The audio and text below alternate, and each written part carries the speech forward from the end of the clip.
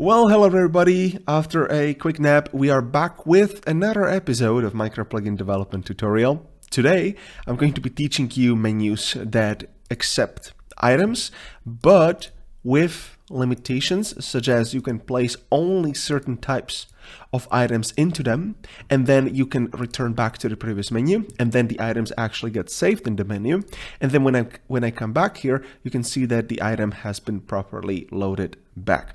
Are you ready? Let's crack into it. Now, before we get started, this video uses Foundation. It is a part of another mini series within the whole Micro Plugin Development series. So if you haven't watched the first video, and if you haven't watched the installation setup video, please check out. These two videos are linked in the video description. Otherwise, this video will make no sense. If you are new to Micro Plugin development and you've never made a plugin before, please check out the very first videos in this series. We have already made more than 62 videos by this point, which is pretty cool. So check out the very first videos, and then later I'll see you here.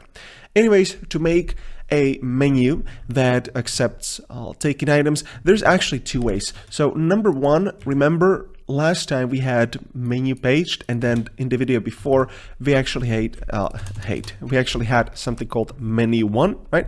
The first way to do it is if you extend the menu, there is a method which you can override, which is called is action allowed. You can override both of these. I'm just going to go with the more complicated one.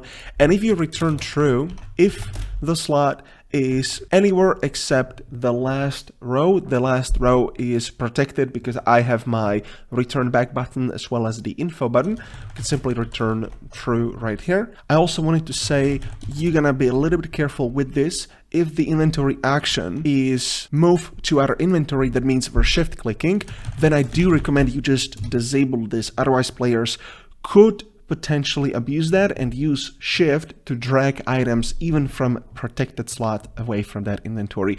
This is sometimes because bukkit sends menu packets, there's a set slot packet, sometimes there's a desync issue between the client and the server. Unfortunately, nothing we can do, so it's better just to prevent that shift clicking completely. And then you can listen to on menu close for the given player, you can just delete the super, and then Foundation actually has a debugger class which can print the values. This is going to return the whole content of the inventory. So if you check out my settings video about configuration, you'll understand how to take that content and how to save it somewhere to your disk. And now if I go ahead and I open the menu that we made in the first video in this series, you can actually click an item and you can drag it away from your inventory.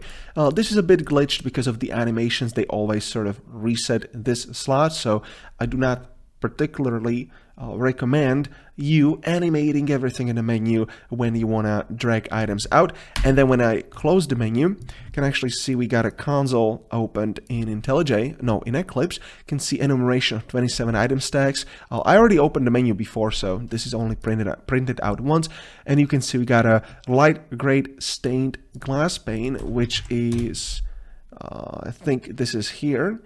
Awesome, so that's how it works. I'm not going to spend too much time talking about how to deal with settings, how to save it, how to load it, because I already have a full video on settings. But what you could do on close, you can just reach out to your settings class. Let's say, I don't know where we made the settings class, but you can basically just call, if you have a YAML config class somewhere that we made in previous video. For example, you can iterate using a simple for loop, and then you're going to get the item at a given slot, and then perhaps you can even save it if it's null, or you don't even have to, and then you just call config.set inventory, the path, and then dot new section at the given slot. Now, obviously, this is not going to work because I do not have a new YAML config anywhere, so you need to watch the entire video about configuration to understand the configuration concept.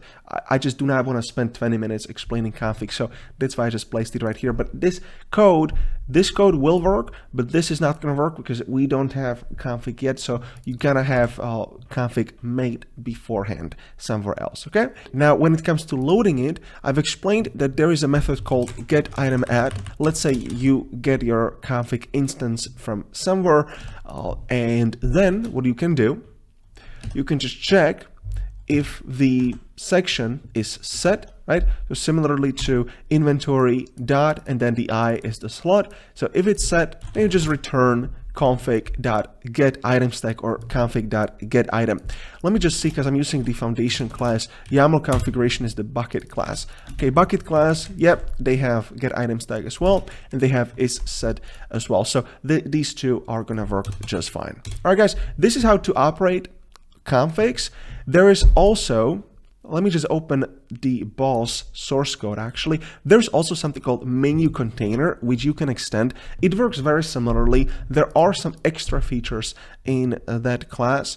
And basically how to use it is you're gonna wanna override the canEditItem method. You can see how it works. You can just pause the video right here. It should be self-explanatory. These are all the limitations when it comes to putting items into the menu, such as menu only accept vanilla eggs, or it must be, the amount must be 1, right? You get the point. And then get drop add is basically get item add. So we simply get it from an array list by the given slot. We turn it into an egg using item creator, and then on item click, nothing happens there. And then when I close the menu, I simply so menu container already provides you with a strict map, which is simply a hash map of compiled items at given slots, and then we simply save it. So we just simply load it into the list, and that's why you can see that whenever I place it somewhere else and I go back, it's actually placed back here, because boss doesn't really remember the exact slot, because that is not necessary.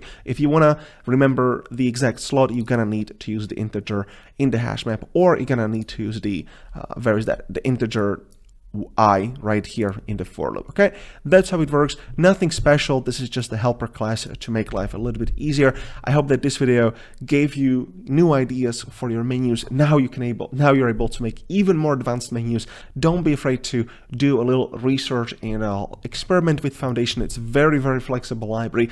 If you want to learn more about Minecraft plugin development, check out my course. It's called Project Orion. I made it with love, and it took me about half a year to build. We made it 2 years ago, and we just keep updating and updating, make sure it's up to date. And not only you're gonna get videos like that, but you're also gonna get access to me twice per week on Zoom, because we do live coaching calls every single Tuesday and every single Saturday, where I can literally help you. You can unmute yourself, you can speak with me, you can share your code, and I can have a look and help you right away, which is very, very cool. It's gonna save you hours and days of your time, and I'm gonna leave a link to that as well in the video description. You get everything together with Project Orion, just saying. Anyways, guys, hope you enjoyed this video. Hope you're having a wonderful day, and I will see you in the next one. Please subscribe.